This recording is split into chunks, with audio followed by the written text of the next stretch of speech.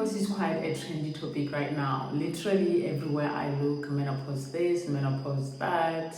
And so I have decided to talk about hormone replacement therapy, which is now known as menopause hormone therapy. My name is Dr. Mumbati, and you are on the Gyno Chronicles podcast. Before we get into the HRT or the menopause hormone therapy, I first want to talk about menopause. So what is menopause? Menopause is diagnosed retrospectively because it is your last period, okay? So 1 year after you've had your very last period, that's when we say you have reached menopause. Around the time of menopause, sometimes you will get your period and then you skip 2 months and then you get another one, or you get on your period for a prolonged period of time. Sometimes it can even be months or 2 months. That period we call it perimenopause. But menopause, it's your last period, and then we diagnosed it 1 year afterwards. If you get on your period and then after a space of 1 year or 1 year passes and you don't get your period back, we say that you've reached menopause, okay?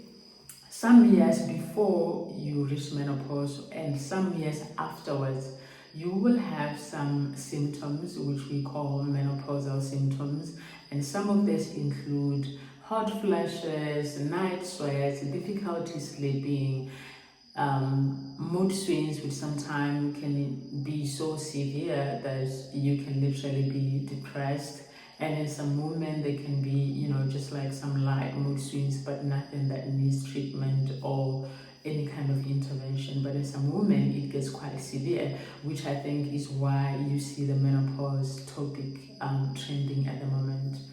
We also sometimes have vaginal dryness, dryness of the skin, and all of that. With the dryness, again, comes the discomfort, right? It is very uncomfortable for women, and not just during sexual intercourse, but, just generally. Apart from these physical and emotional symptoms that I have mentioned that you will feel, there is decreased bone density, which we call osteoporosis, because estrogen, which is the hormone that you have when you're still in your reproductive period, it goes down when you go towards menopause. From 35 years of age, that hormone lowers up until your body stops or your ovaries stop producing the estrogen, okay? And this estrogen, as I've said, it helps with your bone density. And once the levels of estrogen go down, the density of your bone also go down, which means now you have what we call osteoporosis. You can get what we call osteoporosis. Basically, your bones are brittle and you are more likely to have fractures. We know, or we probably have heard about women having hip fractures and all of that after reaching menopause, because basically, their bone density is low.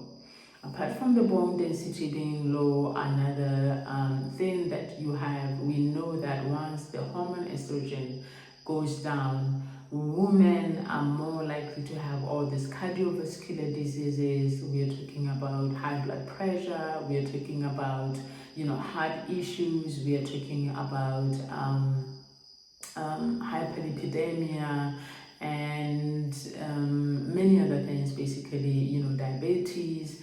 This kind of illnesses are more common in women who are postmenopausal, in women who have reached menopause, because of the decline in the hormone levels, mainly estrogen, because of the reduction of estrogen in your blood or in your system. These things are quite common. Not everyone is going to benefit from hormone replacement therapy or menopause hormone therapy. You are more likely to benefit from it if you start the HRT within 10 years of menopause. That means before you reach 60 years of age. After 60 years of age, you are more likely to experience, the risks of HRT more than the benefits. Okay, so it is not recommended to start HRT after 60 years of age, but if you start it before then, you're more likely to benefit from it. Who else is going to benefit from HRT? If you suffer from moderate to severe hot flashes and night sweats, you are more likely to benefit from the systemic estrogen, because it's different with these hormones. Sometimes they are applied locally as for vaginal dryness, and sometimes they are given systemically, meaning they go into your blood.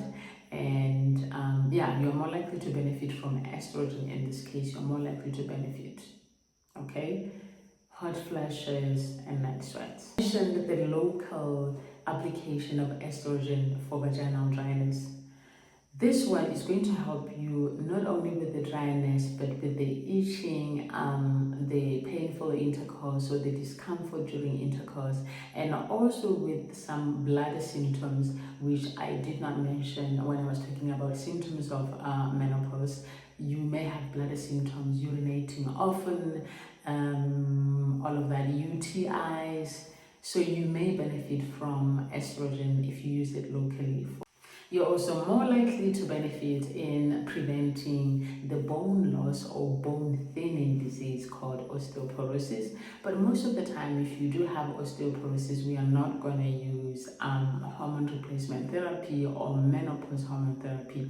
You will be given other treatments other than the HRT if you already have osteoporosis. But in terms of prevention, if you start the HRT early enough, it may help in preventing osteoporosis.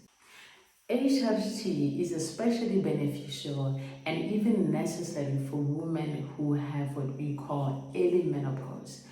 Early menopause is when you reach your menopause before the age of 40 or before the age of 45. Some women have what we call premature ovarian failure, meaning that your ovaries stop producing, the hormones that we were talking about, the estrogen and the progesterone, way earlier than we are normally used or we are normally, accustomed to, right? I have seen women reaching menopause at 33, reaching menopause at 35. I have seen it. And these women benefit from HRT because they are still very young. So their bodies are now exposed to a whole lifetime of having no hormones or having no estrogen. So they do benefit from the HRT, because once their body is exposed to having no estrogen for that long time, they're definitely going to be suffering with all the symptoms that we have been discussing for quite some time, including osteoporosis, including cardiovascular diseases or issues. So these women benefit from HRT. And I think if you're a woman also, not just, premature ovarian failure or early menopause, if you're a woman having surgery, for example, where you're not just your uterus but your ovaries are removed, if you're having that surgery way earlier before 45, you will be put on HRT or hormone replacement therapy. HRT does come with its own risks, okay, which is why I mentioned that it's not given to every woman. When taking HRT, of course, this depends on a lot of other factors that I will mention, but these are some of the risks, okay? Stroke, heart disease, endometrial cancer, breast cancer, gallbladder disease, which is why when you're given HRT most of the time, if you're just given estrogen, it puts you at a risk of getting endometrial cancer. Okay, endometrial cancer means the cancer of the lining of the uterus, the innermost lining of the uterus. That's called endometrial cancer, if you get the cancer of that lining. Okay, so in women, most of the time, we just don't want to just give estrogen, one hormone. We want to give both progesterone, so that that other hormone opposes the effects of estrogen and you don't end up developing endometrial cancer. Okay, unless in women who have their uterus removed, then we can just give estrogen. In women who have family history, obviously, of breast cancer or endometrial cancer, we do avoid giving HRT. Yeah, talking about your health history here, women who have had blood clots, whether, themselves or their families, or have had heart issues or even osteoporosis, obviously the risks are increased in those women. And also we spoke about age when I started this video. So if you're a woman who is above 60, you're more likely to have these issues or these risks happen to you because you are now above 60. But if you do take the HRT earlier than 60 or 10 years, within 10 years after reaching menopause, obviously the risks are going to be lower. The type of HRT also matters, okay? Are you taking estrogen alone, or are you taking estrogen and progesterone, right? If you're taking estrogen alone, you cannot do that, okay? Especially if you are at increased risk of getting endometrial cancer, you need to take combined. Okay, so now you are asking, you're like, I know that I need HRT, I have all the symptoms, I cannot manage the emotional symptoms that come with, menopause. What do I do? Okay, so if you're going to take HRT, this is how you can reduce the risks. Okay, for example, if your issues are only, vaginal dryness or discomfort during sexual intercourse, or these urinary symptoms which I mentioned, leaking, frequent urination, and UTIs, you don't have to take systemic estrogen. I mean, you don't have to take the pills or the injections. What you can do instead is like to take local estrogen. I mean, like some suppositories that are inserted into the vagina, or some cream. You don't have to go for stuff that get into your blood, okay, systemic or the pill. You can just use locally. That's what you can do. Another thing that you can do to reduce the risks that I mentioned is, you're eating healthy, exercise. And sometimes you may find that, after all the, eating healthy and the exercises and the meditation and the journaling and the prayers, you may find that, especially with the mood changes that come with menopause, that they actually significantly reduce, and you may not even need the HRT. But if you need it, if you still do the stuff that I just mentioned, the exercises, the eating healthy and all of that, you may reduce the risks that are associated with HRT. The third thing that you can do is reduce the amount of hormones that you're taking. Use the lowest dose that is helping with your symptoms. Obviously, the doctor is going to recommend the lowest dose. Try that, see if it reduces your symptoms. If it doesn't, you can go for a little bit more, but try to stick to using the lowest amount of medicines. Get regular follow-up, okay? Don't just start hormones and then disappear from the doctor's office. Get regular follow-up so that you'll be monitored, okay? And yeah, if you do have other issues also whilst you're taking the HRT, go and see the doctor. You can never do too much. What do you do when you cannot take HRT, when you cannot take hormone replacement therapy or menopause hormone therapy? There's a few things that you can do.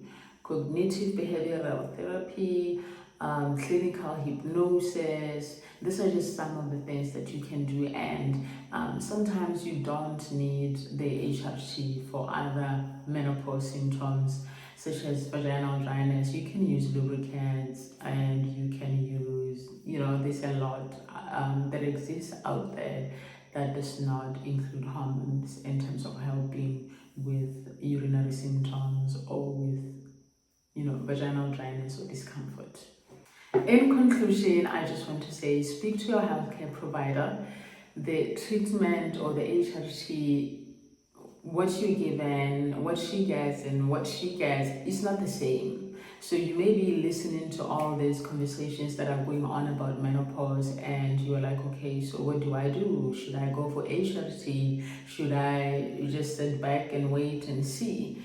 Go to your healthcare provider, and they will be in a better position to assess your situation based on, your medical history, your age and all of that, and they will assist you accordingly.